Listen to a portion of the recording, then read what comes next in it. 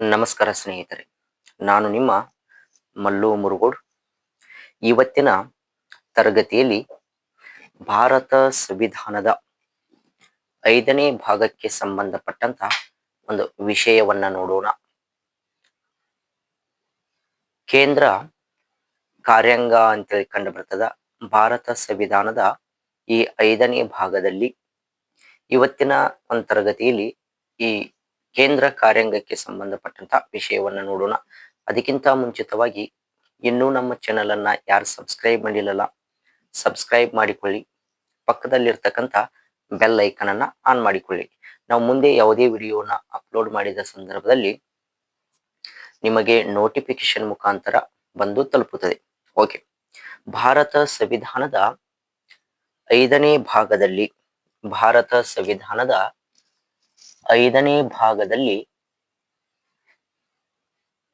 52ನೇ ವಿಧಿಯಿಂದ ಹಿಡಿದು 5ನೇ ಭಾಗದಲ್ಲಿ 52ನೇ ವಿಧಿಯಿಂದ ಹಿಡಿದು 78ನೇ ವಿಧಿಯವರೆಗೆ ಕೇಂದ್ರ ಕಾರ್ಯಾಂಗಕ್ಕೆ ಸಂಬಂಧಪಟ್ಟಂತ ವಿಧಿಗಳಾಗಿವೆ ಅಂತಕ್ಕಂಥದ್ದು.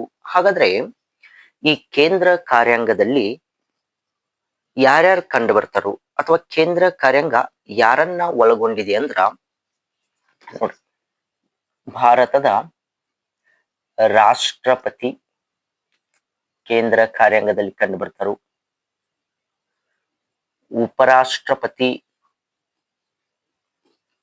ಕೇಂದ್ರ ಕಾರ್ಯಾಂಗದಲ್ಲಿ ಕಂಡು ಬರ್ತಾರೋ, ಪ್ರಧಾನ ಮಂತ್ರಿ ಅಂದ್ರ ಪ್ರೈಮ್ ಮಿನಿಸ್ಟರ್ ಕೇಂದ್ರ ಕಾರ್ಯಾಂಗದಲ್ಲಿ ಪ್ರಧಾನ ಮಂತ್ರಿಯನ್ನು ಒಳಗೊಂಡ ಮಂತ್ರಿ ಮಂಡಲ ಕಂಡು ಬರ್ತದ.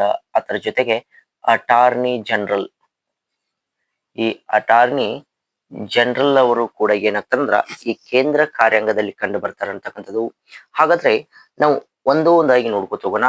ಇವತ್ತಿನ ಈ ತರಗತಿಯಲ್ಲಿ ರಾಷ್ಟ್ರಪತಿಗೆ ಸಂಬಂಧಪಟ್ಟಂತ ಒಂದು ವಿಷಯವನ್ನು ನೋಡೋಣ. ಕೇಂದ್ರ ಕಾರ್ಯಾಂಗದಲ್ಲಿ ಇವರೆಲ್ಲರೂ ಕೂಡ ಕಂಡು ಬರ್ತಾರೆ. ರಾಷ್ಟ್ರಪತಿ ಕಂಡು ಬರ್ತಾನೆ, ಉಪರಾಷ್ಟ್ರಪತಿಗಳು ಕಂಡು ಬರ್ತಾರು, ಪ್ರಧಾನಮಂತ್ರಿಯವರು ಪ್ರಧಾನಮಂತ್ರಿಯನ್ನು ಒಳಗೊಂಡ ಮಂತ್ರಿ ಮಂಡಲ, ಅದರ ಜೊತೆಗೆ ಈ ಅಟಾರ್ನಿ ಜನರಲ್ ಅವರು ಕೂಡ ಕೇಂದ್ರ ಕಾರ್ಯಾಂಗದಲ್ಲಿ ಕಂಡು ಬರ್ತಾರೆ ಅಂತಕ್ಕಂಥದ್ದು. ಹಾಗಾದ್ರೆ ಇವತ್ತಿನ ಒಂದು ಈ ತರಗತಿಯಲ್ಲಿ ರಾಷ್ಟ್ರಪತಿಗೆ ಸಂಬಂಧಪಟ್ಟಂತ ಒಂದು ವಿಷಯವನ್ನ ನೋಡೋಣ. ರಾಷ್ಟ್ರಪತಿ, ಪ್ರೆಸಿಡೆಂಟ್ ಆಫ್ ಇಂಡಿಯಾ ಅಂತೇಳಿ ಕರಿತೀವಿ.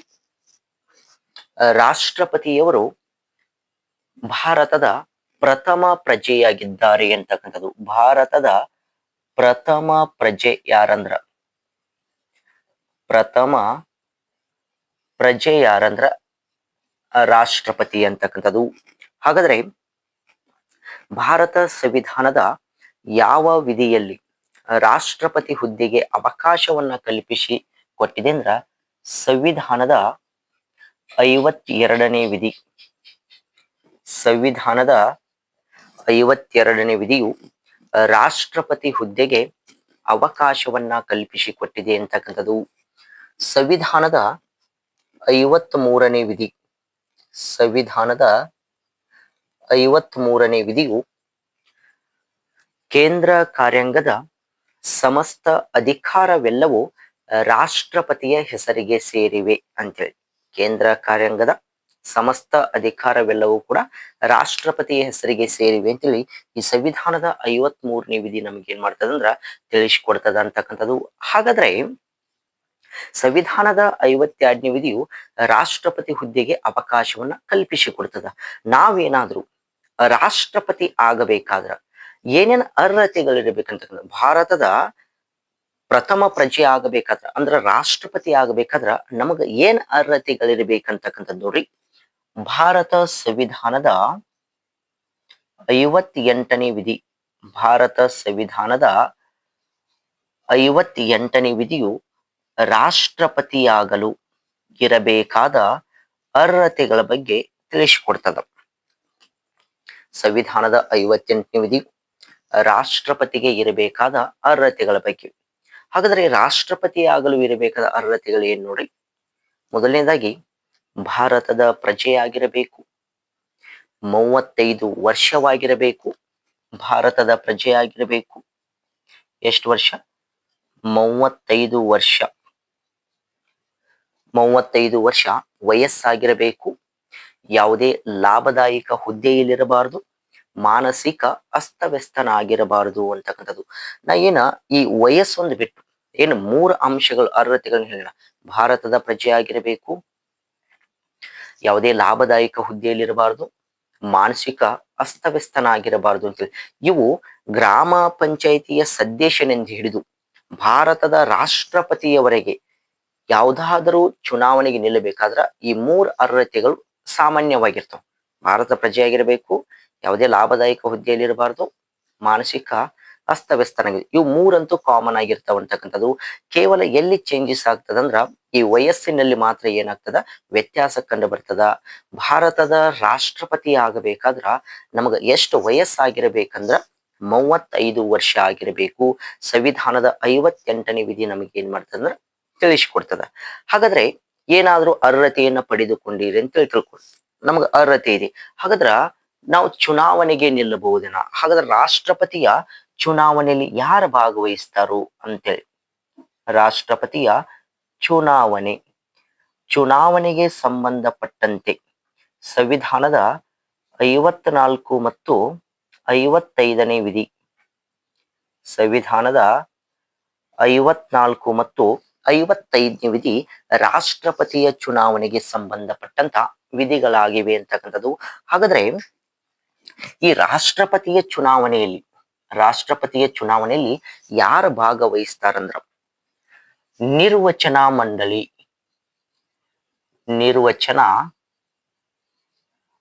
ಮಂಡಳಿ ಏನ್ ಮಾಡ್ತಂದ್ರ ರಾಷ್ಟ್ರಪತಿ ಚುನಾವಣೆಯಲ್ಲಿ ಭಾಗವಹಿಸುತ್ತದೆ. ರಾಷ್ಟ್ರಪತಿ ಚುನಾವಣೆ ಬಗ್ಗೆ ತಿಳಿಸಿಕೊಡ್ತಕ್ಕಂಥ ವಿಧಿ ಯಾವುದಂದ್ರ 54 ಮತ್ತು 55ನೇ ವಿಧಿ. ರಾಷ್ಟ್ರಪತಿಯ ಚುನಾವಣೆಯಲ್ಲಿ ಭಾಗವಹಿಸ್ತಕ್ಕಂಥವ್ರು ಯಾರಂದ್ರ ನಿರ್ವಚನ ಮಂಡಳಿ ಅಂತಕ್ಕಂಥದ್ದು ಭಾಗವಹಿಸ್ತದ. ಹಾಗಾದ್ರೆ ನಿರ್ವಚನ ಮಂಡಳಿಯು ಯಾರನ್ನ ಒಳಗೊಂಡಿದೆ ಅಂದ್ರ ನೋಡ್ರಿ, ಪ್ರಶ್ನೆಯನ್ನ ಕೇಳಿದಾರೆ ಇದನ್ನ.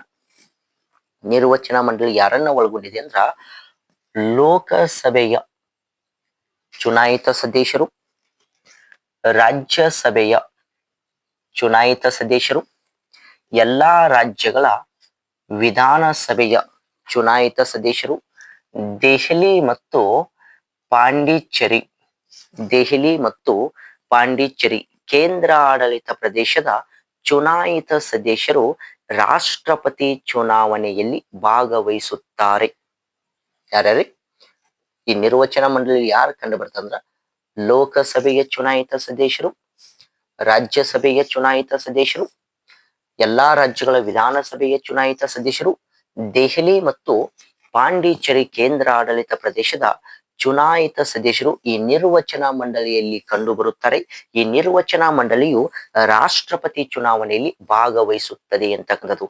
ಏನ್ ಪ್ರಶ್ನೆಯನ್ನ ಕೇಳ್ತಾರಂದ್ರ ರಾಷ್ಟ್ರಪತಿಯ ಚುನಾವಣೆಯಲ್ಲಿ ಈ ಕೆಳಗಿನ ಯಾರು ಭಾಗವಹಿಸುವುದಿಲ್ಲ ಅಂತೇಳಿ ಪ್ರಶ್ನೆಯನ್ನ ಕೇಳ್ತಾರು. ಹಾಗಾದ್ರ ಇವ್ರು ಮಾತ್ರ ಭಾಗವಹಿಸ್ತಾರ. ಇಲ್ಲಿ ಯಾರು ಭಾಗವಹಿಸುವುದಿಲ್ಲ? ವಿಧಾನ ಪರಿಷತ್ತಿನ ಸದಸ್ಯರು ಭಾಗವಹಿಸುವುದಿಲ್ಲ, ನಾಮಕರಣಗೊಂಡ ಸದಸ್ಯರು ಕೂಡ ಏನಾಗುದಿಲ್ಲ ಇಲ್ಲಿ ಭಾಗವಹಿಸಲ್ಲ. ಕೇವಲ ಚುನಾಯಿತಗೊಂಡ ಸದಸ್ಯರು ಮಾತ್ರ ಏನ್ ಮಾಡ್ತಾರಂದ್ರ ರಾಷ್ಟ್ರಪತಿಯ ಚುನಾವಣೆಯಲ್ಲಿ ಏನ್ ಮಾಡಲಾಗ್ತದ ಭಾಗವನ್ನ ವಹಿಸಲಾಗ್ತದ ಅಂತಕ್ಕಂಥದ್ದು. ಹಾಗಾದ್ರೆ ಚುನಾವಣೆ ಆಯ್ತು. ಚುನಾವಣೆ ಆದ ನಂತರ ರಾಷ್ಟ್ರಪತಿಗಳು ಏನ್ ಮಾಡ್ತಾರಂದ್ರ ಪ್ರಮಾಣ ವಚನವನ್ನ ಸ್ವೀಕರಿಸಬೇಕಾಗ್ತದ. ಪ್ರಮಾಣ ವಚನ, ಈ ಪ್ರಮಾಣ ವಚನವನ್ನ ಸ್ವೀಕರಿಸಬೇಕಾಗ್ತದ. ಭಾರತ ಸಂವಿಧಾನದ 60ನೇ ವಿಧಿಯು ಭಾರತ ಸಂವಿಧಾನದ 60ನೇ ವಿಧಿಯು ರಾಷ್ಟ್ರಪತಿಯ ಪ್ರಮಾಣ ವಚನಕ್ಕೆ ಸಂಬಂಧಪಟ್ಟಂತ ಒಂದು ವಿಧಿಯಾಗಿದೆ ಅಂತಕ್ಕಂಥದ್ದು. ರಾಷ್ಟ್ರಪತಿಗಳು ಸುಪ್ರೀಂ ಕೋರ್ಟ್ನ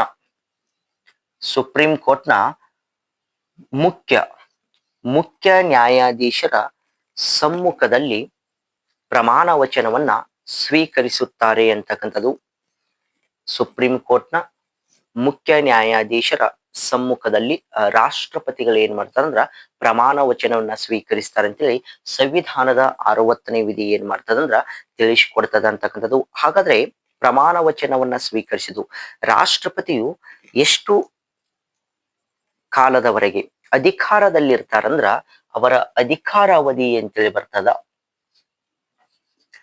ಅಧಿಕಾರಾವಧಿ ಎಷ್ಟು ಕಾಲದವರೆಗೆ ಭಾರತ ಸಂವಿಧಾನದ 56ನೇ ವಿಧಿಯು ಭಾರತ ಸಂವಿಧಾನದ 56ನೇ ವಿಧಿಯು ರಾಷ್ಟ್ರಪತಿಯ ಅಧಿಕಾರ ಅವಧಿಯ ಬಗ್ಗೆ ಏನ್ ಮಾಡ್ತದಂದ್ರ ನಮಗೆ ತಿಳಿಸಿಕೊಡ್ತದ ಅಂತಕ್ಕಂಥದ್ದು. ರಾಷ್ಟ್ರಪತಿಯು ಅಧಿಕಾರ ಸ್ವೀಕರಿಸಿದ ದಿನದಿಂದ ಹಿಡಿದು ಅಧಿಕಾರ ಸ್ವೀಕರಿಸಿದ ದಿನದಿಂದ ಹಿಡಿದು 5 ವರ್ಷಗಳವರೆಗೆ, ಎಷ್ಟು ವರ್ಷ? 5 ವರ್ಷಗಳವರೆಗೆ ಅಧಿಕಾರದಲ್ಲಿ ಇರುತ್ತಾರೆ ಅಂತಕ್ಕಂಥದ್ದು.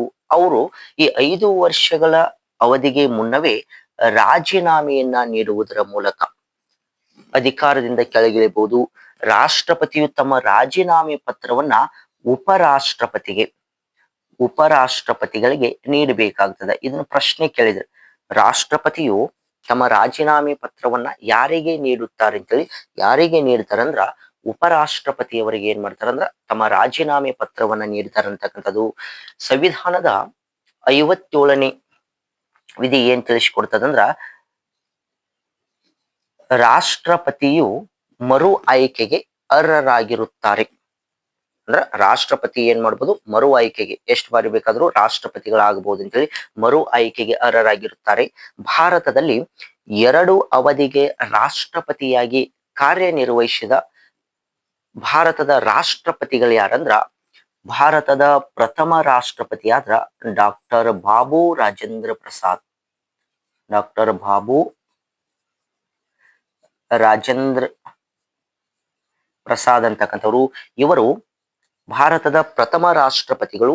1952ರಿಂದ 57ರವರೆಗೆ ಮೊದಲನೇ ಅವಧಿಗೆ, ಮತ್ತೆ 1957ರಿಂದ 62ರವರೆಗೆ ಈ 2 ಅವಧಿಗೆ ಏನ್ ಮಾಡ್ತಾರಂದ್ರ ಭಾರತದ ರಾಷ್ಟ್ರಪತಿಗಳಾಗಿ ಕೆಲಸ ಕಾರ್ಯವನ್ನ ನಿರ್ವಹಿಸ್ತಾರಂತಕ್ಕಂಥದ್ದು. ಹೀಗೆ 57ನೇ ವಿಧಿ ತಿಳಿಸಿಕೊಡ್ತದ. ಮರು ಆಯ್ಕೆಗೆ ಏನಾಗಿರ್ತಾರೋ ಅವರು ಅರ್ಹರಾಗಿರುತ್ತಾರೆ ಅಂತಕ್ಕಂಥದ್ದು. ಹಾಗಾದ್ರೆ ಇವರ ಅಧಿಕಾರಾವಧಿ ಅಂತಕ್ಕಂಥದ್ದು ಕಂಡು ಬರ್ತದ. ಏನಾದರೂ ಇವರ ಅಧಿಕಾರಾವಧಿಗೆ ಮುನ್ನವೇ ರಾಜೀನಾಮೆ ನೀಡುವುದರ ಮೂಲಕ ಆಗಿರ್ಬೋದು, ಮರಣ ಹೊಂದುವುದರ ಮೂಲಕ ಆಗಿರಬಹುದು, ಅಥವಾ ಅನಾರೋಗ್ಯದ ಕಾರಣದಿಂದ ಆಗಿರಬಹುದು, ಅಥವಾ ಪದಚ್ಯುತಿಯಿಂದ ಆಗಿರಬಹುದು, ಏನಾದ್ರೂ ಇವರ ಹುದ್ದೆ ಏನಾದ್ರೂ ಖಾಲಿ ಆಯ್ತಂದ್ರ ಯಾರ ಉತ್ತರಾಧಿಕಾರಿಯನ್ನ ವಹಿಸ್ತಾರಂತಕ್ಕಂಥದ್ದು ನೋಡ್ರಿ, ಉತ್ತರಾಧಿಕಾರತ್ವ ಅಂತೇಳಿ ಬರ್ತದ. ಉತ್ತರಾಧಿಕಾರತ್ವ. ಹಾಗಾದ್ರೆ ರಾಷ್ಟ್ರಪತಿಯು ರಾಜೀನಾಮೆ, ನಿಧನ ಹೊಂದುವುದರ ಮೂಲಕ, ಪದಚ್ಯುತಿ ಅಥವಾ ಇನ್ನಿತರೆ ಯಾವುದೇ ಕಾರಣದಿಂದ ರಾಷ್ಟ್ರಪತಿಯ ಹುದ್ದೆಯು ಖಾಲಿಯಾದರೆ ಹಂಗಾಮಿ ರಾಷ್ಟ್ರಪತಿಗಳಾಗಿ ಯಾರ ಕೆಲಸ ಕಾರ್ಯವನ್ನ ನಿರ್ವಹಿಸ್ತಾರಂದ್ರ ಉಪರಾಷ್ಟ್ರಪತಿಗಳು ಹಂಗಾಮಿ ರಾಷ್ಟ್ರಪತಿಗಳಾಗಿ, ಉಪರಾಷ್ಟ್ರಪತಿಗಳು ಹಂಗಾಮಿ ರಾಷ್ಟ್ರಪತಿಗಳಾಗಿ ಏನ್ ಮಾಡ್ತಾರಂದ್ರ ಕೆಲಸ ಕಾರ್ಯವನ್ನ ನಿರ್ವಹಿಸ್ತಾರಂತಕ್ಕಂಥದ್ದು. ಉಪರಾಷ್ಟ್ರಪತಿಯವರು ಎಷ್ಟು ಕಾಲದವರೆಗೆ ಹಂಗಾಮಿ ರಾಷ್ಟ್ರಪತಿಗಳಾಗಿ ಕೆಲಸವನ್ನ ನಿರ್ವಹಿಸಬಹುದಂದ್ರ ಗರಿಷ್ಠ 6 ತಿಂಗಳವರೆಗೆ. ಗರಿಷ್ಠ 6 ತಿಂಗಳು. ಯಾಕೆ 6 ತಿಂಗಳಂದ್ರ ರಾಷ್ಟ್ರಪತಿಯ ಹುದ್ದೆಯು ಖಾಲಿಯಾದ 6 ತಿಂಗಳ ಒಳಗಾಗಿ ನಾವು ಹೊಸದಾಗಿ ರಾಷ್ಟ್ರಪತಿಯನ್ನ ನೇಮಕ ಮಾಡುವ ಸಲುವಾಗಿ ಚುನಾವಣೆಯನ್ನ ನಡೆಸಬೇಕಾಗ್ತದ. 6 ತಿಂಗಳ ಒಳಗೆ ನಾವು ಏನ್ ಮಾಡ್ಬೇಕಾಗ್ತದ, ಚುನಾವಣೆಯನ್ನ ನಡೆಸಬೇಕಾಗ್ತದ. ಅದಕ್ಕಾಗಿ ಈ ಉಪರಾಷ್ಟ್ರಪತಿ ಒಂದು 6 ತಿಂಗಳು, ಗರಿಷ್ಠ 6 ತಿಂಗಳವರೆಗೆ ಮಾತ್ರ ಏನ್ ಮಾಡ್ಬೋದು, ಹಂಗಾಮಿ ರಾಷ್ಟ್ರಪತಿಗಳಿಗೆ. ಏನಾದ್ರು ಅಕಸ್ಮಾತ್ ಆಗಿ ಈ ರಾಷ್ಟ್ರಪತಿ ಮತ್ತು ಉಪರಾಷ್ಟ್ರಪತಿ ಹುದ್ದೆ ಏಕಕಾಲದಲ್ಲಿ ಏನಾದ್ರು ತೆರವುಗೊಂಡು ಅಂದ್ರ ಯಾರ ಹಂಗಾಮಿ ರಾಷ್ಟ್ರಪತಿಗಳಾಗಿ ಕೆಲಸವನ್ನ ನಿರ್ವಹಿಸ್ತಾರಂದ್ರ ಸುಪ್ರೀಂ ಕೋರ್ಟ್ನ ಮುಖ್ಯ ನ್ಯಾಯಾಧೀಶರು, ಸುಪ್ರೀಂ ಕೋರ್ಟ್ನ ಚೀಫ್ ಜಸ್ಟಿಸ್ ರವರು ಏನ್ ಮಾಡ್ತಾರಂದ್ರ ಹಂಗಾಮಿ ರಾಷ್ಟ್ರಪತಿಯಾಗಿ ಕೆಲಸ ಕಾರ್ಯವನ್ನ ನಿರ್ವಹಿಸ್ತಾರಂತಕ್ಕಂಥದ್ದು.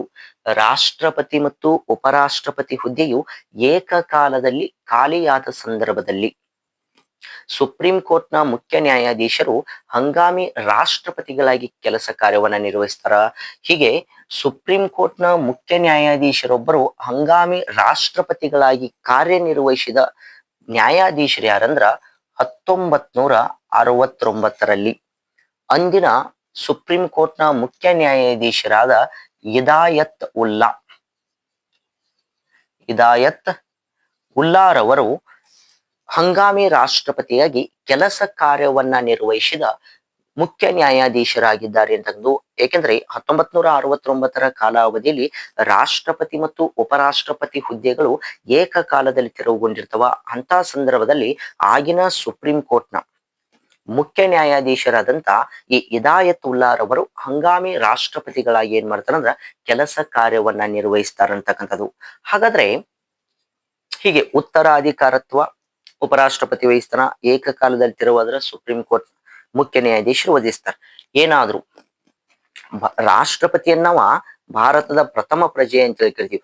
ಅವರೂ ಕೂಡ ಏನಾದ್ರು ಸಂವಿಧಾನವನ್ನ ಉಲ್ಲಂಘನೆ ಮಾಡಿದ್ರಂದ್ರ ಅವ್ರನ್ನ ನಾವು ಏನ್ ಮಾಡ್ತೀವಿ ಅಂದ್ರ ಪದಚ್ಯುತಿಗೊಳಿಸ್ತಕ್ಕಂಥ ಕೆಲಸವನ್ನ ಮಾಡಲಾಗ್ತದ. ಪದಚ್ಯುತಿ, ರಾಷ್ಟ್ರಪತಿಯ ಪದಚ್ಯುತಿಯ ಬಗ್ಗೆ ತಿಳಿಸ್ಕೊಡ್ತಕ್ಕಂಥ ಒಂದು ವಿಧಿ ಯಾವುದಂದ್ರ ಸಂವಿಧಾನದ 61ನೇ ವಿಧಿ. ಸಂವಿಧಾನದ 61ನೇ ವಿಧಿಯು ರಾಷ್ಟ್ರಪತಿಯ ಪದಚ್ಯುತಿಗೆ ಸಂಬಂಧಪಟ್ಟಂತ ಒಂದು ವಿಧಿಯಾಗಿದೆ ಅಂತಕ್ಕಂಥದ್ದು. ರಾಷ್ಟ್ರಪತಿಯವರು ಸಂವಿಧಾನವನ್ನ ಉಲ್ಲಂಘನೆಯ ಆರೋಪದ ಮೇಲೆ ಮಹಾಭಿಯೋಗ ಪ್ರಕ್ರಿಯೆಯ ಮೂಲಕ, ಯಾವ ಪ್ರಕ್ರಿಯೆ? ಮಹಾಭಿಯೋಗ ಪ್ರಕ್ರಿಯೆಯ ಮೂಲಕ ನಾವೇನ್ ಮಾಡುವುದಂದ್ರ ರಾಷ್ಟ್ರಪತಿಯನ್ನ ಅಧಿಕಾರದಿಂದ ಕೆಳಗಿಳಿಸಬಹುದು ಅಂತಕ್ಕಂಥದ್ದು ಅಥವಾ ಪದಚ್ಯುತಿಗೊಳಿಸಬಹುದು ಅಂತಕ್ಕಂಥದ್ದು. ಈ ಮಹಾಭಿಯೋಗ ಪ್ರಕ್ರಿಯೆನ ಅಮೆರಿಕ ಸಂವಿಧಾನದಿಂದ ನಾವು ಏನ್ ಮಾಡಿದೀವಿ? ಎರವಲನ್ನ ಪಡೆದುಕೊಂಡಿದೀವಿ ಅಂತಕ್ಕಂಥದ್ದು. ರಾಷ್ಟ್ರಪತಿಯನ್ನ ಪದಚ್ಯುತಿಗೊಳಿಸಬೇಕಾದ್ರೆ ಮೊದಲು ಆರೋಪ ಪಟ್ಟಿಯನ್ನ, ಅಂದ್ರೆ ಸಂವಿಧಾನವನ್ನ ಉಲ್ಲಂಘನೆ ಮಾಡಿದಾರೆ ಅಂತಕ್ಕಂಥ ಒಂದು ಆರೋಪ ಪಟ್ಟಿಯನ್ನ ನಾವು ಏನ್ ಮಾಡ್ಬೇಕಾಗ್ತದ? ರೂಪಿಸಬೇಕಾಗ್ತದ. ಈ ಆರೋಪ ಪಟ್ಟಿಯನ್ನ ಹಾಜರಿರುವ ಸದಸ್ಯರ ಪೈಕಿ 1/4 ಸದಸ್ಯರು ಒಪ್ಪಿಗೆಯನ್ನು ನೀಡಬೇಕಾಗ್ತದ. ಆರೋಪ ಪಟ್ಟಿಯನ್ನ ಎಷ್ಟು ಸದಸ್ಯರು ಒಪ್ಪಿಗೆ ನೀಡಬೇಕಂದ್ರ 1/4 ಸದಸ್ಯರು ಏನ್ ಮಾಡ್ಬೇಕಾಗ್ತದ? ಒಪ್ಪಿಗೆಯನ್ನು ನೀಡಬೇಕಾಗ್ತದ. ನಾವು ಪದಚ್ಯುತಿ ನಿರ್ಣಯವನ್ನ ಮಂಡಿಸುವ 14 ದಿನಗಳ ಮುಂಚಿತವಾಗಿ, ಪದಚ್ಯುತಿ ನಿರ್ಣಯವನ್ನ ಮಂಡಿಸುವ 14 ದಿನಗಳ ಮುಂಚಿತವಾಗಿ ರಾಷ್ಟ್ರಪತಿಗಳಿಗೆ ಲಿಖಿತ ರೂಪದಲ್ಲಿ ಸೂಚನೆಯನ್ನ ನೀಡಬೇಕಾಗ್ತದ. ರಾಷ್ಟ್ರಪತಿಗಳಿಗೆ ಲಿಖಿತ ರೂಪದಲ್ಲಿ ಏನ್ ಮಾಡ್ಬೇಕಾಗ್ತದಂದ್ರ ಸೂಚನೆಯನ್ನ ನೀಡಬೇಕಾಗ್ತದ ಅಂತಕ್ಕಂಥದ್ದು. ನಂತರದಲ್ಲಿ ಹಾಜರಿದ್ದ ಸದಸ್ಯರ ಪೈಕಿ 1/3 ಸದಸ್ಯರು, ಹಾಜರಿದ್ದ ಸದಸ್ಯರ ಪೈಕಿ ಈ 1/3 ಸದಸ್ಯರು ಒಪ್ಪಿಗೆ ನೀಡುವುದರ ಮೂಲಕ ರಾಷ್ಟ್ರಪತಿಯ ಪದಚ್ಯುತಿ ನಿರ್ಣಯವನ್ನ ಏನ್ ಮಾಡಬಹುದಂದ್ರ ಕೈಗೊಳ್ಳಬಹುದಾಗಿದೆ ಅಂತಕ್ಕಂಥದ್ದು. ಏನಾದ್ರೂ ಹಾಜರಿದ್ದ 1/3 ಸದಸ್ಯರು ಒಪ್ಪಿಗೆ ನೀಡಿದ್ರ ರಾಷ್ಟ್ರಪತಿಯವರು ಏನ್ ಮಾಡ್ತಾರಂದ್ರ ಪದಚ್ಯುತಿಗೊಳಿಸಲಾಗ್ತದ ಅಂತಕ್ಕಂಥದ್ದು. ಅವರ ಅಧಿಕಾರ ಅವಧಿಗೆ ಮುನ್ನವೇ ಏನ್ ಮಾಡಬಹುದು? ಅವರನ್ನ ಅಧಿಕಾರದಿಂದ ಕೆಳಗಿಳಿಸಬಹುದಾಗಿದೆ ಅಂತಕ್ಕಂಥದ್ದು. ಹೀಗೆ ಅನೇಕ ರೀತಿಯಾದಂತ ಇವರ ರಚನೆಗೆ ಸಂಬಂಧಪಟ್ಟಂತ ವಿಷಯವಾಗಿದೆ ಅಂತಕ್ಕಂಥದ್ದು. ಈ ರಾಷ್ಟ್ರಪತಿಗೆ ಪ್ರಸ್ತುತವಾಗಿ ಎಷ್ಟು ವೇತನ ಇದೆ ಅಂದ್ರ 5 ಲಕ್ಷ ರೂಪಾಯಿಗಳು ವೇತನವಿದೆ ಅಂತಕ್ಕಂಥದ್ದು. ಇತರ ಸೌಲಭ್ಯಗಳು ಮತ್ತು ಇತರ ಭತ್ಯೆಗಳು ಕೂಡ ಏನಾಗ್ತಾವು? ಕಂಡು ಬರ್ತಾವ. ಅದರ ಜೊತೆಗೆ ರಾಷ್ಟ್ರಪತಿ ಆಗಬೇಕಾದ್ರ ಎಷ್ಟು ಜನ ಅನುಮೋದನೆ ನೀಡಬೇಕು ಮತ್ತು ಪ್ರಸ್ತಾಪವನ್ನ ಮಾಡ್ಬೇಕಂದ್ರ ರಾಷ್ಟ್ರಪತಿಗೆ ನಾಮಪತ್ರವನ್ನ ಸಲ್ಲಿಸ್ತಕ್ಕಂತ ಸಂದರ್ಭದಲ್ಲಿ 50 ಜನ ಸದಸ್ಯರು ಪ್ರಸ್ತಾಪವನ್ನ ಮಾಡಬೇಕು. 50 ಜನ ಸದಸ್ಯರು ಪ್ರಸ್ತಾಪವನ್ನ ಮಾಡಬೇಕು. 50 ಜನ ಸದಸ್ಯರು ಅನುಮೋದನೆಯನ್ನ ನೀಡಬೇಕು. 50 ಜನ ಸದಸ್ಯರು ಅನುಮೋದನೆಯನ್ನ ನೀಡಬೇಕು. ರಾಷ್ಟ್ರಪತಿಯವರು RBIನಲ್ಲಿ 15,000 ರೂಪಾಯಿಗಳನ್ನ ಏನ್ ಮಾಡ್ಬೇಕಂದ್ರ ಈ RBIನಲ್ಲಿ ಠೇವಣಿಯನ್ನ ಇಡಬೇಕಾಗ್ತದ. ಅವರು ಏನಾದ್ರು ಚುನಾವಣೆಯಲ್ಲಿ 1/6 ಮತಗಳನ್ನ ಪಡೆದುಕೊಂಡರೆ ಅವರಿಗೆ ನಾವು ಠೇವಣಿ ಹಣವನ್ನ ಮತ್ತೆ ಏನ್ ಮಾಡಲಾಗ್ತದ? ಮರಳಿ ಕಳುಹಿಸಲಾಗ್ತದ ಅಂತಕ್ಕಂಥದ್ದು. ಅಂದ್ರ 1/6 ಮತವನ್ನ ಅವರು ಏನ್ ಮಾಡ್ಬೇಕಾಗ್ತದ? ಪಡಿಬೇಕಾಗ್ತದ ಅಂತಕ್ಕಂಥದ್ದು. ಇಷ್ಟು ಮತಗಳನ್ನ ಪಡೆದ್ರೆ ಮಾತ್ರ ಅವರಿಗೆ ನಾವು ಏನ್ ಮಾಡ್ತೀವಿ? ಈ ಠೇವಣಿ ಹಣವನ್ನ ಮರಳಿ ಕಳಿಸಲಾಗ್ತದ ಅಂತಕ್ಕಂಥದ್ದು. ಹೀಗೆ 50 ಜನ ಪ್ರಸ್ತಾಪ ಮಾಡಬೇಕು, 50 ಜನ ಅನುಮೋದನೆ ನೀಡಬೇಕು. RBIನಲ್ಲಿ 15,000 ರೂಪಾಯಿಗಳನ್ನ ನಾವು ಏನ್ ಮಾಡ್ಬೇಕಾಗ್ತದ? ಠೇವಣಿಯನ್ನ ಇಡಬೇಕಾಗ್ತದ. 1/6 ಮತಗಳನ್ನ ಅವ್ರು ಏನಾದ್ರು ಪಡೆದಿದ್ದೆ ಆದ್ರೆ ಅವರಿಗೆ ನಾವು ಠೇವಣಿ ಹಣವನ್ನ ಏನ್ ಮಾಡ್ತೀವಿ? ಮರಳಿ ನೀಡಲಾಗ್ತದ ಅಂತಕ್ಕಂಥದ್ದು. ಇದೆಲ್ಲವೂ ಕೂಡ ರಾಷ್ಟ್ರಪತಿಗಳಿಗೆ ಸಂಬಂಧಪಟ್ಟಂತ ಒಂದು ರಚನೆಯಾಗಿದೆ ಅಂತಕ್ಕಂಥದ್ದು. ಹಾಗಾದ್ರೆ ರಾಷ್ಟ್ರಪತಿಯಾಗಿ ಆಯ್ಕೆ ಆದ್ರ ಅವ್ರಿಗೆ ಏನು ಕೆಲಸ ಕಾರ್ಯವನ್ನ ನಿರ್ವಹಿಸ್ತಾರಂತಕ್ಕಂಥದ್ದು, ಅವರ ಅಧಿಕಾರ ಮತ್ತು ಕಾರ್ಯಗಳಂತೇಳಿ ಬರ್ತಾವ. ಅಧಿಕಾರ ಮತ್ತು ಕಾರ್ಯಗಳು. ಅದರಲ್ಲಿ ಮೊದಲನೆಯದಾಗಿ ಶಾಸನೀಯ ಅಧಿಕಾರ ಮತ್ತು ಕಾರ್ಯಗಳು. ಶಾಸನೀಯ ಅಧಿಕಾರ ಮತ್ತು ಕಾರ್ಯಗಳು ಅಂತಕ್ಕಂಥದ್ದು. ರಾಷ್ಟ್ರಪತಿಯವರ ಶಾಸನೀಯ ಅಧಿಕಾರ ಮತ್ತು ಕಾರ್ಯಗಳಂದಾಗ ಕೆಲವೊಂದಿಷ್ಟು ವಿಧಿಗಳು ಕಂಡು ಬರ್ತಾವ ಅಂತಕ್ಕಂಥದ್ದು. ಏನೇನು ಕೆಲಸ ಕಾರ್ಯವನ್ನ ನಿರ್ವಹಿಸ್ತಾರೆ ನೋಡ್ರಿ. ಮೊದಲನೇದಾಗಿ 80ನೇ ವಿಧಿ. ಮೊದಲನೇದಾಗಿ 80ನೇ ವಿಧಿ. ಈ 80ನೇ ವಿಧಿ ಏನ್ ತಿಳಿಸ್ಕೊಡ್ತದಂದ್ರ, ರಾಷ್ಟ್ರಪತಿಯು ರಾಜ್ಯಸಭೆಗೆ 12 ಜನ ಸದಸ್ಯರನ್ನ ಕಲೆ, ಸಾಹಿತ್ಯ, ವಿಜ್ಞಾನ, ಸಮಾಜ ಸೇವೆ ಇವುಗಳಲ್ಲಿ ಗಣನೀಯ ಸೇವೆ ಸಲ್ಲಿಸಿದ 12 ಜನ ಸದಸ್ಯರನ್ನ ರಾಜ್ಯಸಭೆಗೆ ನಾಮನಿರ್ದೇಶನಗೊಳಿಸುತ್ತಾರೆ. 80ನೇ ವಿಧಿ ಏನ್ ತಿಳಿಸ್ಕೊಡ್ತದೆ, ಕಲೆ, ಸಾಹಿತ್ಯ, ವಿಜ್ಞಾನ, ಸಮಾಜ ಸೇವೆ ಇವುಗಳಲ್ಲಿ ಗಣನೀಯ ಸೇವೆ ಸಲ್ಲಿಸಿದ 12 ಜನ ಸದಸ್ಯರನ್ನ ರಾಜ್ಯಸಭೆಗೆ ರಾಷ್ಟ್ರಪತಿಗಳು ನಾಮನಿರ್ದೇಶನಗೊಳಿಸುತ್ತಾರೆ. ಇದು ಅವರ ಮೊದಲನೇ ಶಾಸನೀಯ ಅಧಿಕಾರ ಅಂತಕ್ಕಂಥದ್ದು. ಅದರ ಜೊತೆಗೆ ಇನ್ನೊಂದು ಏನ್ ಶಾಸನೀಯ ಅಧಿಕಾರ ಅಂದ್ರ 85ನೇ ವಿಧಿ. ರಾಷ್ಟ್ರಪತಿಯು ಸಂಸತ್ತಿನ ಅಧಿವೇಶನವನ್ನ ಕರೆಯುವ, ಮುಂದೂಡುವ, ಪ್ರಧಾನಿಯ ಶಿಫಾರಸಿನ ಮೇರೆಗೆ ಲೋಕಸಭೆಯನ್ನ ಅಧಿಕಾರ ಅವಧಿಗೆ ಮುಂಚೆಯೇ ವಿಸರ್ಜಿಸುವ ಅಧಿಕಾರವನ್ನ ಪಡೆದುಕೊಂಡಿದ್ದಾರೆ. 85ನೇ ವಿಧಿ ಏನ್ ತಿಳಿಸ್ಕೊಡ್ತದೆ, ಸಂಸತ್ತಿನ ಅಧಿವೇಶನವನ್ನ ಕರೆಯುವ, ಮುಂದೂಡುವ, ಪ್ರಧಾನಮಂತ್ರಿಯ ಸಲಹೆಯ ಮೇರೆಗೆ ಲೋಕಸಭೆಯನ್ನು ಅಧಿಕಾರಾವಧಿಗಿಂತ ಮುಂಚಿತವಾಗಿ ವಿಸರ್ಜಿಸುವ ಅಧಿಕಾರವನ್ನ ರಾಷ್ಟ್ರಪತಿಗಳು ಪಡೆದುಕೊಂಡಿದ್ದಾರೆ ಅಂತಕ್ಕಂಥದ್ದು. ಇದು 85ನೇ ವಿಧಿಯಲ್ಲಿ ತಿಳಿಸಿಕೊಡ್ತಕ್ಕಂಥ ಒಂದು ಅಂಶ. ಇನ್ನು 86ನೇ ವಿಧಿ, ಸಾರ್ವತ್ರಿಕ ಚುನಾವಣೆಯ ಮೊದಲ ಅಧಿವೇಶನದಲ್ಲಿ ಮತ್ತು ಪ್ರತಿ ವರ್ಷ ಪ್ರಥಮ ಅಧಿವೇಶನದಲ್ಲಿ ಉಭಯ ಸದನಗಳನ್ನ ಉದ್ದೇಶಿಸಿ ಮಾತನಾಡುವ ಅಧಿಕಾರ ಅಂತಕ್ಕಂಥದ್ದು. ಸಾರ್ವತ್ರಿಕ ಚುನಾವಣೆಯ ಮೊದಲ ಅಧಿವೇಶನದಲ್ಲಿ ಮತ್ತು ಪ್ರತಿ ವರ್ಷ ಮೊದಲ ಅಧಿವೇಶನದಲ್ಲಿ ಉಭಯ ಸದನಗಳನ್ನ ಉದ್ದೇಶಿಸಿ ಮಾತನಾಡುವ ಅಧಿಕಾರ ರಾಷ್ಟ್ರಪತಿಗೆ ಇದೆ ಅಂತಕ್ಕಂಥರ ಬಗ್ಗೆ ಈ 86ನೇ ವಿಧಿ ಏನ್ ಮಾಡ್ತದ, ತಿಳಿಸಿಕೊಡ್ತದ ಅಂತಕ್ಕಂಥದ್ದು. ಇನ್ನ ಸಂವಿಧಾನದ 108ನೇ ವಿಧಿ. ಈ ಸಂವಿಧಾನದ 108ನೇ ವಿಧಿಯು ಏನ್ ತಿಳಿಸಿಕೊಡ್ತದಂದ್ರ, ಜಂಟಿ ಅಧಿವೇಶನಕ್ಕೆ ಸಂಬಂಧಪಟ್ಟಂತ ವಿಧಿಯಾಗಿದೆ ಅಂತಕ್ಕಂಥದ್ದು.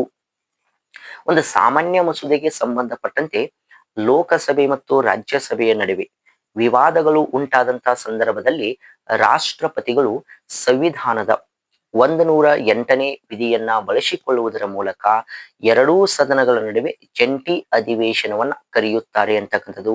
ಇದು ಅವರ ಶಾಸನೀಯ ಅಧಿಕಾರವಾಗಿದೆ ಅಂತಕ್ಕಂಥರ ಬಗ್ಗೆ ಹೇಳಲಾಗ್ತದ. ಜಂಟಿ ಅಧಿವೇಶನ ಕರೆಯೋರು ರಾಷ್ಟ್ರಪತಿ. ಜಂಟಿ ಅಧಿವೇಶನದ ಅಧ್ಯಕ್ಷತೆನ ಯಾರು ವಹಿಸ್ತಾರಂದ್ರ ಸ್ಪೀಕರ್ ಅವರು ಜಂಟಿ ಅಧಿವೇಶನದ ಅಧ್ಯಕ್ಷತೆನ ವಹಿಸ್ತಾರಂತಕ್ಕಂಥದ್ದು. ಇದು ಕೂಡ ಪ್ರಮುಖವಾದಂತ ಅವರ ಕಾರ್ಯವಾಗಿದೆ ಅಂತಕ್ಕಂಥದ್ದು. ಇನ್ನ 123ನೇ ವಿಧಿ, 1, 2, 3 ಅಂತಕ್ಕಂಥದ್ದು 123ನೇ ವಿಧಿ. ಇದು ಸುಗ್ರೀವಾಜ್ಞೆಯನ್ನು ಹೊರಡಿಸುವ ಅಧಿಕಾರಕ್ಕೆ ಸಂಬಂಧಪಟ್ಟಿದೆ ಅಂತಕ್ಕಂಥದ್ದು. ಸಂಸತ್ತು ಅಧಿವೇಶನದಲ್ಲಿ ಇಲ್ಲದಿದ್ದಾಗ ರಾಷ್ಟ್ರಪತಿಗಳು ಸಂವಿಧಾನದ 123ನೇ ವಿಧಿ ಅನ್ವಯ ಸುಗ್ರೀವಾಜ್ಞೆಗಳನ್ನ ಹೊರಡಿಸ್ತಕ್ಕಂಥ ಅಧಿಕಾರವನ್ನ ಹೊಂದಿದ್ದಾರೆ ಅಂತಕ್ಕಂಥದ್ದು. ಮರಳಿ ಅಧಿವೇಶನ ಸೇರಿದ 6 ವಾರದೊಳಗಾಗಿ ಸುಗ್ರೀವಾಜ್ಞೆಗೆ ಒಪ್ಪಿಗೆಯನ್ನ ನೀಡಬೇಕು. ಇಲ್ಲಾದರೆ ಸುಗ್ರೀವಾಜ್ಞೆ ಏನಾಗ್ತದ, ರದ್ದಾಗ್ತದ ಅಂತಕ್ಕಂಥದ್ದು. ಈ ಸುಗ್ರೀವಾಜ್ಞೆಗಳು ಶಾಸನದಷ್ಟೇ ಒಂದು ಮಹತ್ವವನ್ನ ಪಡೆದುಕೊಂಡಿವೆ ಅಂತಕ್ಕಂಥರ ಬಗ್ಗೆ ಹೇಳಲಾಗ್ತದ. ಇನ್ನೊಂದು ಶಾಸನೀಯ ಅವರ ಪ್ರಮುಖವಾದಂತಹ ಅಧಿಕಾರ ಮತ್ತು ಕಾರ್ಯಗಳೇನಂದ್ರ ಸಂವಿಧಾನದ 331ನೇ ವಿಧಿ ಅಂತೇಳಿ ಕಂಡು ಬರ್ತದೆ. ಈ 331ನೇ ವಿಧಿ ಏನ್ ಕಂಡು ಬರ್ತದಂದ್ರ, ಲೋಕಸಭೆಗೆ ಇಬ್ಬರು ಆಂಗ್ಲೋ ಇಂಡಿಯನ್ ಸದಸ್ಯರನ್ನ ಆಯ್ಕೆ ಮಾಡುವುದರ ಬಗ್ಗೆ ಈ 331ನೇ ವಿಧಿ ಮೊದಲು ತಿಳಿಸಿಕೊಡ್ತಿತ್ತು. 331ನೇ ವಿಧಿ ಲೋಕಸಭೆಗೆ ಇಬ್ಬರು ಆಂಗ್ಲೋ ಇಂಡಿಯನ್ ಸದಸ್ಯರನ್ನ ಏನ್ ಮಾಡುದು, ನೇಮಕ ಮಾಡುವುದರ ಬಗ್ಗೆ ಮೊದಲು ತಿಳಿಸಿಕೊಡ್ತಿತ್ತು. ಆದರೆ 2020ರಲ್ಲಿ 2020ರಲ್ಲಿ ಸಂವಿಧಾನಕ್ಕೆ 104ನೇ ಸಂವಿಧಾನಾತ್ಮಕ ತಿದ್ದುಪಡಿಯನ್ನ ಮಾಡುವುದರ ಮೂಲಕ, ಸಂವಿಧಾನಕ್ಕೆ 104ನೇ ಸಂವಿಧಾನಾತ್ಮಕ ತಿದ್ದುಪಡಿಯನ್ನ ಮಾಡುವುದರ ಮೂಲಕ ಈ 331ನೇ ವಿಧಿಯ ಪ್ರಕಾರ ಏನ್ ಇಬ್ಬರು ಆಂಗ್ಲೋ ಇಂಡಿಯನ್ ಸದಸ್ಯರನ್ನ ಲೋಕಸಭೆಗೆ ನೇಮಕ ಮಾಡ್ತಿರ್ಲಾ, ಅದನ್ನ ಏನ್ ಮಾಡ್ತಾರಂದ್ರ ಈ ತಿದ್ದುಪಡಿಯ ಮೂಲಕ ರದ್ದುಪಡಿಸಲಾಗಿದೆ ಅಂತಕ್ಕಂಥದ್ದು. ಮೊದಲು ಆಯ್ಕೆ ಮಾಡ್ತಿದ್ರು, ಅದರ ಪ್ರಸ್ತುತವಾಗಿ ಏನ್ ಮಾಡಲಾಗೈತೆ ಅಂದ್ರೆ ಅದನ್ನ ರದ್ದುಪಡಿಸಲಾಗಿದೆ ಅಂತಕ್ಕಂಥದ್ದು. ಈ ಅಷ್ಟು ವಿಧಿಗಳು ರಾಷ್ಟ್ರಪತಿಯವರ ಶಾಸನೀಯ ಅಧಿಕಾರ ಮತ್ತು ಕಾರ್ಯಗಳಿಗೆ ಸಂಬಂಧಪಟ್ಟಂತ ವಿಧಿಗಳಾಗಿವೆ ಅಂತಕ್ಕಂಥದ್ದು. ಇನ್ನು ಎರಡನೇದಾಗಿ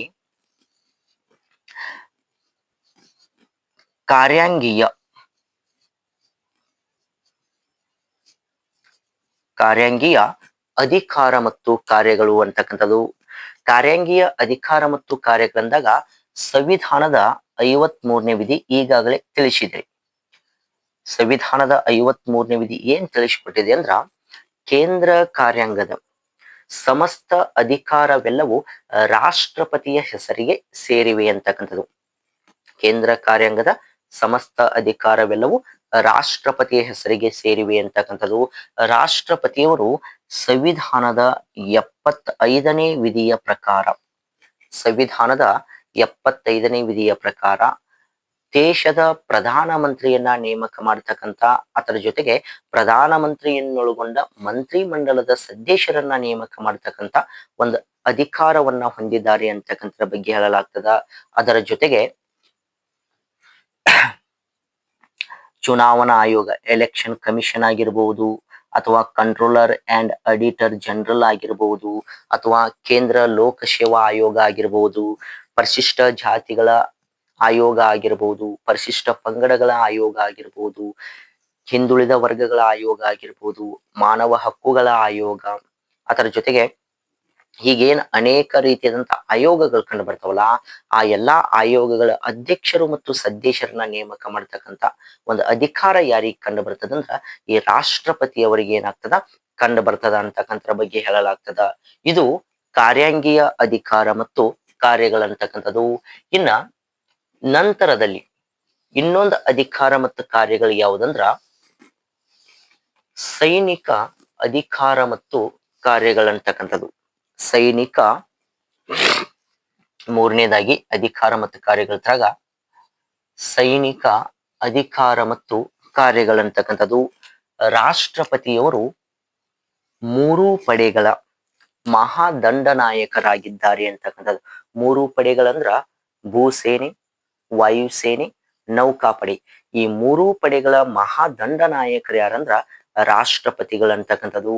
ಅದರ ಜೊತೆಗೆ ಯುದ್ಧವನ್ನ ಘೋಷಣೆ ಮಾಡ್ತಕ್ಕಂಥ ಮತ್ತು ಶಾಂತಿಯನ್ನ ಘೋಷಣೆ ಮಾಡ್ತಕ್ಕಂಥ ಒಂದು ಅಧಿಕಾರ ಯಾರ ಬಳಿ ಕಂಡು ಬರ್ತದಂದ್ರ ಈ ರಾಷ್ಟ್ರಪತಿಯ ಬಳಿ ಕಂಡು ಬರ್ತದ. ಅದರ ಜೊತೆಗೆ ಸೇನಾ ಮುಖ್ಯಸ್ಥರನ್ನ ನೇಮಕ ಮಾಡ್ತಕ್ಕಂಥ ಮುಖ್ಯಸ್ಥರನ್ನ ನೇಮಕ ಮಾಡ್ತಕ್ಕಂಥ ಒಂದು ಅಧಿಕಾರವು ಕೂಡ ಯಾರೇ ಬಳಿ ಕಂಡು ಬರ್ತದ ಅಂದ್ರ ರಾಷ್ಟ್ರಪತಿಯ ಬಳಿ ಕಂಡು ಬರ್ತದ ಅಂತಕ್ಕಂಥ ಬಗ್ಗೆ ಹೇಳಲಾಗ್ತದ. ಇದು ಸೈನಿಕ ಅಧಿಕಾರಕ್ಕೆ ಸಂಬಂಧಪಟ್ಟಂತ ಒಂದು ರಾಷ್ಟ್ರಪತಿ ಅಧಿಕಾರ.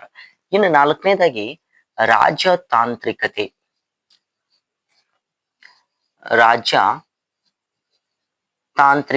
ಸಂಬಂಧಪಟ್ಟಂತೆ ಅಥವಾ ರಾಯಭಾರತ್ವಕ್ಕೆ ಸಂಬಂಧಪಟ್ಟಂತೆ ಒಂದು ಅಧಿಕಾರ ಮತ್ತು ಕಾರ್ಯಗಳು ರಾಷ್ಟ್ರಪತಿಗೆ ಕಂಡು ಬರ್ತಕ್ಕಂಥದ್ದು.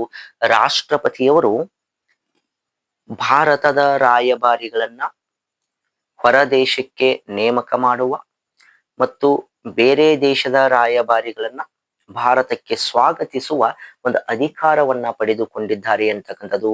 ಅದರ ಜೊತೆಗೆ ಸಂಧಾನ ಮತ್ತು ಒಪ್ಪಂದಗಳನ್ನ ಮಾಡಿಕೊಳ್ಳುವಲ್ಲಿ ರಾಷ್ಟ್ರಪತಿಯವರು ಪ್ರಮುಖವಾದಂತ ಪಾತ್ರವನ್ನ ಈ ರಾಜತಾಂತ್ರಿಕತೆಯಲ್ಲಿ ನಿರ್ವಹಿಸ್ತಾರಂತಕ್ಕಂಥರ ಬಗ್ಗೆ ಏನ್ ಮಾಡಲಾಗ್ತದ, ಹೇಳಲಾಗ್ತದ ಅಂತಕ್ಕಂಥದ್ದು. ಇದು ಕೂಡ ರಾಜತಾಂತ್ರಿಕತೆಗೆ ಸಂಬಂಧಪಟ್ಟಂತ ಒಂದು ರಾಷ್ಟ್ರಪತಿಯ ಅಧಿಕಾರ ಅಂತಕ್ಕಂಥದ್ದು. ಇನ್ನು ಐದನೇದಾಗಿ ನ್ಯಾಯಿಕ ಅಧಿಕಾರ ಮತ್ತು ಕಾರ್ಯಗಳು. ನ್ಯಾಯಿಕ ಅಧಿಕಾರ ಮತ್ತು ಕಾರ್ಯಗಳು.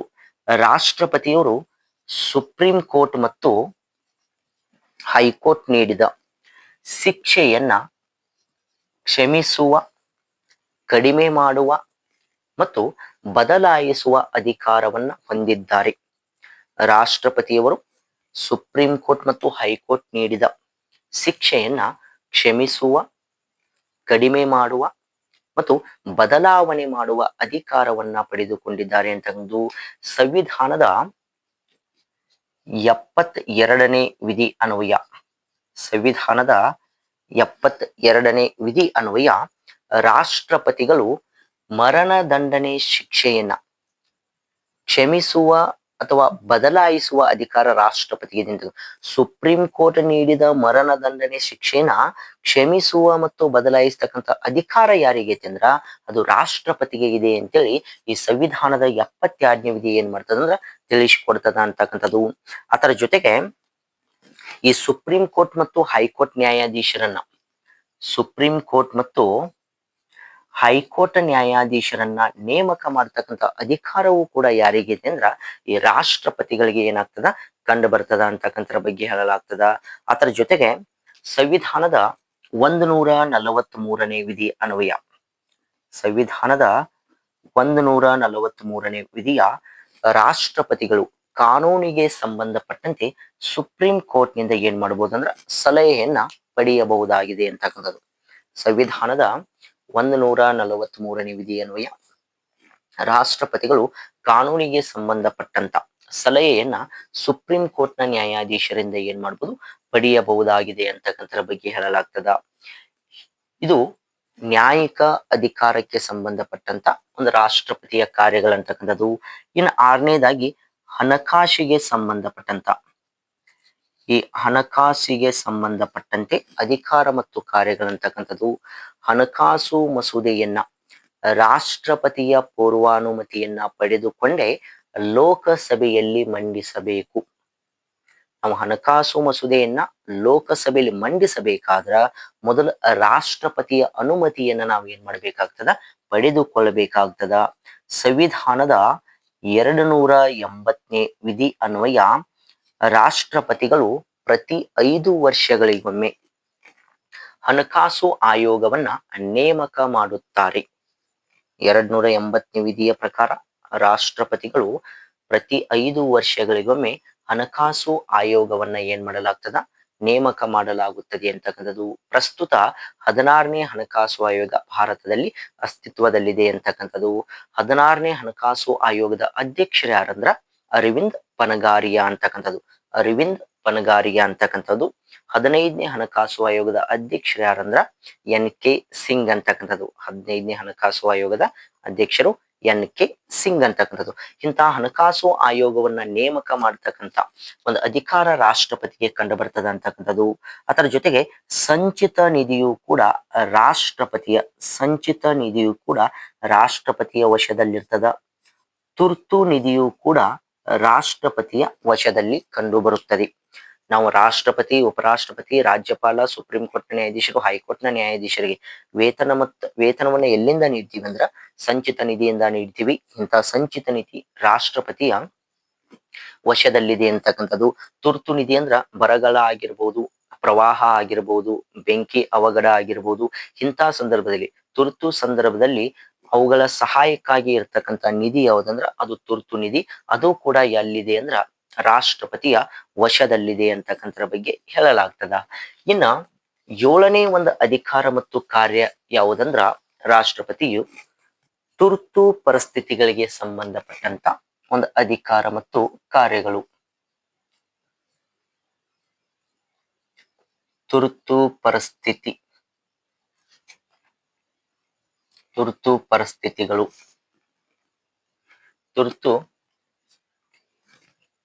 ತುರ್ತು ಪರಿಸ್ಥಿತಿ ಅಂತಕ್ಕಂಥದ್ದು. ಈ ತುರ್ತು ಪರಿಸ್ಥಿತಿಗೆ ಸಂಬಂಧಪಟ್ಟಂತೆ ರಾಷ್ಟ್ರ ಅಧ್ಯಕ್ಷರು ಪ್ರಮುಖವಾದಂತ ಅಧಿಕಾರವನ್ನ ಹೊಂದಿದ್ದಾರೆ. ನಮ್ಮಲ್ಲಿ 3 ರೀತಿಯಾದಂತ ತುರ್ತು ಪರಿಸ್ಥಿತಿಗಳು ಕಂಡು ಬರ್ತಾವ. ಮೊದಲನೇದಾಗಿ ರಾಷ್ಟ್ರೀಯ ತುರ್ತು ಪರಿಸ್ಥಿತಿ 352ನೇ ವಿಧಿ. ರಾಷ್ಟ್ರೀಯ ತುರ್ತು ಪರಿಸ್ಥಿತಿ. ಎರಡನೇದು ರಾಜ್ಯ ತುರ್ತು ಪರಿಸ್ಥಿತಿ 356ನೇ ವಿಧಿ. ಮೂರನೇದು ಹಣಕಾಸು ತುರ್ತು ಪರಿಸ್ಥಿತಿ 360ನೇ ವಿಧಿ. ಹೀಗೆ ಮೂರು ರೀತಿಯಾಗಿ ನಮ್ಮಲ್ಲಿ ತುರ್ತು ಪರಿಸ್ಥಿತಿಗಳು ಕಂಡು ಬರ್ತವು.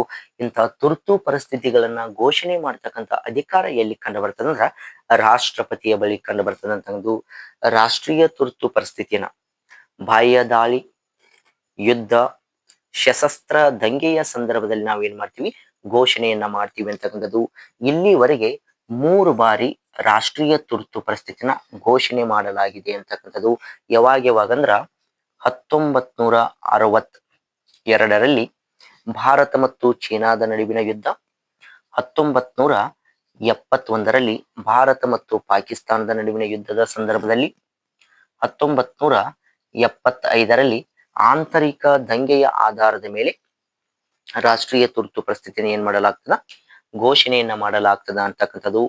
ಅದರ ಜೊತೆಗೆ ರಾಜ್ಯ ತುರ್ತು ಪರಿಸ್ಥಿತಿ ಅಂದಾಗ ಹಲವು ರಾಜ್ಯಗಳ ಮೇಲೆ ಹಲವು ಬಾರಿ ಏನ್ ಮಾಡಲಾಗಿದೆ, ತುರ್ತು ಪರಿಸ್ಥಿತಿನ ಘೋಷಣೆ ಮಾಡಲಾಗಿದೆ.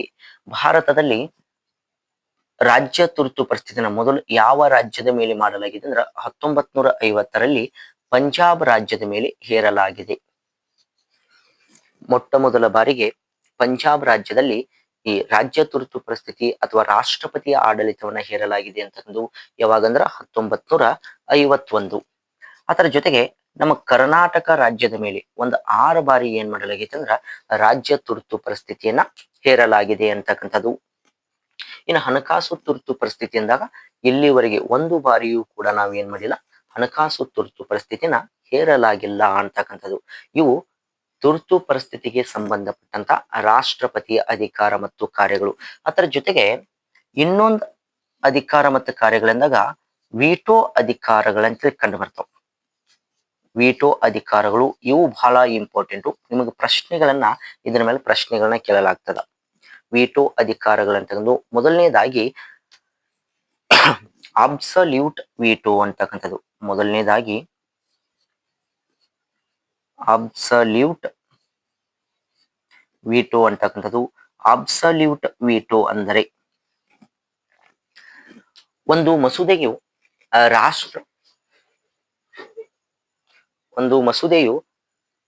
ರಾಷ್ಟ್ರಪತಿಯ ಬಳಿ ಬಂದಾಗ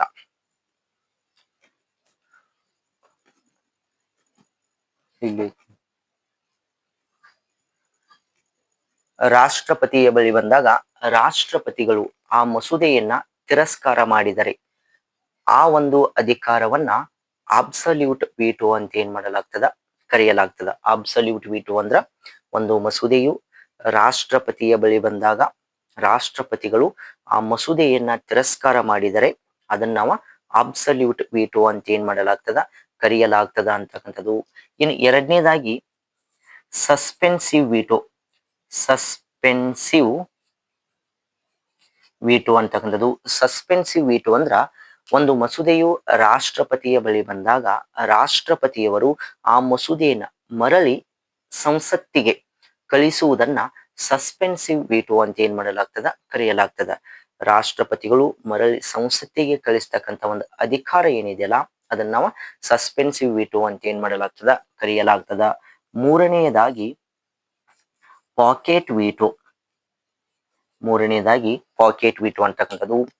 ಒಂದು ಮಸೂದೆಗೆ ಸಂಬಂಧಪಟ್ಟಂತೆ ರಾಷ್ಟ್ರಪತಿಯು ಒಪ್ಪಿಗೆ ನೀಡುವುದಾಗಲಿ, ತಿರಸ್ಕಾರ ಮಾಡುವುದಾಗಲಿ ಅಥವಾ ಮರಳಿ ಕಳಿಸುವುದಾಗಲಿ ಯಾವುದೇ ನಿರ್ಣಯವನ್ನ ಕೈಗೊಳ್ಳದೆ ಅನಿರ್ದಿಷ್ಟ ಕಾಲದವರೆಗೆ ತಮ್ಮ ಬಳಿಗೆ ಆ ಮಸೂದೆಯನ್ನ ಇಟ್ಟುಕೊಳ್ಳತಕ್ಕಂತ ಒಂದು ಅಧಿಕಾರವನ್ನ ಈ ಪಾಕೆಟ್ ವಿಟೋ ಅಂತ ನಾವು ಏನ್ ಮಾಡಲಾಗ್ತದ, ಕರೆಯಲಾಗ್ತದ ಅಂತಕ್ಕಂಥದ್ದು. ಇವು ರಾಷ್ಟ್ರಪತಿಗೆ ಕಂಡು ಬರ್ತಕ್ಕಂಥ 3 ರೀತಿಯಾದಂತ ವಿಟೋ ಅಧಿಕಾರಗಳು. ತಿರಸ್ಕರಿಸುವ ಅಧಿಕಾರ ಅಬ್ಸಲ್ಯೂಟ್ ವಿಟೋ, ಮರಳಿ ಕಳಿಸುವ ಅಧಿಕಾರ ಸಸ್ಪೆನ್ಸಿವ್ ವಿಟೋ, ಯಾವುದೇ ನಿರ್ಧಾರ ಕೈಗೊಳ್ಳದೆ ಅನಿರ್ದಿಷ್ಟ ಕಾಲದವರೆಗೆ ತಮ್ಮ ಬಳಿಗೆ ಇಟ್ಟುಕೊಳ್ತಕ್ಕಂಥ ಅಧಿಕಾರ ಈ ಪಾಕೆಟ್ ವಿಟೋ ಅಂತಕ್ಕಂಥದ್ದು. ಇಷ್ಟೆಲ್ಲಾ ಅಧಿಕಾರವನ್ನ ಭಾರತದ ರಾಷ್ಟ್ರಪತಿಗಳು ಏನ್ ಮಾಡ್ತಾರಂದ್ರ ಚಲಾಯಿಸ್ತಾರಂತಕ್ಕಂಥದ್ದು. ಇವತ್ತಿನ ಈ ತರಗತಿಯಲ್ಲಿ ಭಾರತ ಸಂವಿಧಾನದ 5ನೇ ಭಾಗದಲ್ಲಿ ಕಂಡು ಬರ್ತಕ್ಕಂಥ ಕೇಂದ್ರ ಕಾರ್ಯಾಂಗದಲ್ಲಿ ಕಂಡು ಬರ್ತಕ್ಕಂಥ ರಾಷ್ಟ್ರಪತಿಗೆ ಸಂಬಂಧಪಟ್ಟಂತ ಒಂದು ವಿಷಯವನ್ನ ನೋಡಿದ್ದೀವಿ. ಮುಂದಿನ ಒಂದು ತರಗತಿಯಲ್ಲಿ ನಾವು ಉಪರಾಷ್ಟ್ರಪತಿಗೆ ಸಂಬಂಧಪಟ್ಟಂತ ವಿಷಯವನ್ನ ನೋಡೋಣ ಅಂತ ಹೇಳ್ತಾ ಎಲ್ಲರಿಗೂ ಧನ್ಯವಾದಗಳು.